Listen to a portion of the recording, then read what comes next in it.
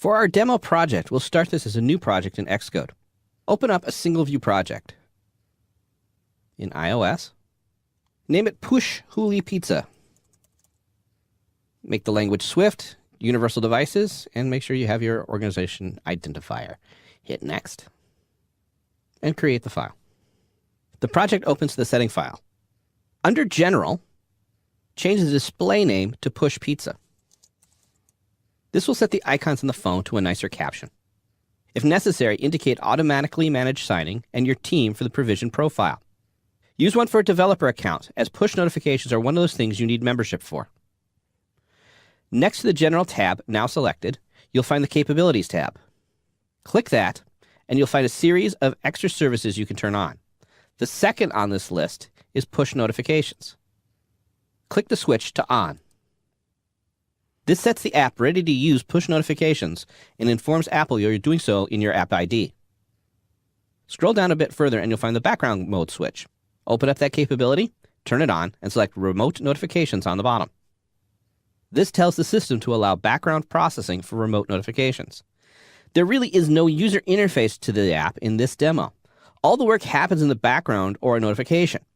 We'll use it to get a token, but we might like to see something where we run the app. So in the exercise file, there's an image. Go to the assets.xc assets folder and then drag the Koa image into that folder. Next, go to the storyboard. Drag out an image view. Set the image to Koa in the Attributes Inspector. Set the content mode to Aspect Fill. Click the Pin Auto Layout button in the bottom of the storyboard. Deselect Constraint to Margins. Type 0 tab, 0 tab, 0 tab, 0 tab to set all the pins to 0 or the exact edge of the screen. Go down to Update Frames and select Items and New Constraints and add the 4 constraints. You now have a nice background. Let's add a label to this as well. So grab a label, drag the label out onto the storyboard, change the text to Huli Pizza Company, change the font to Title 1, change the color to white, go down to the alignment tool on the bottom, click horizontally in container and vertically in container and leave the values at 0.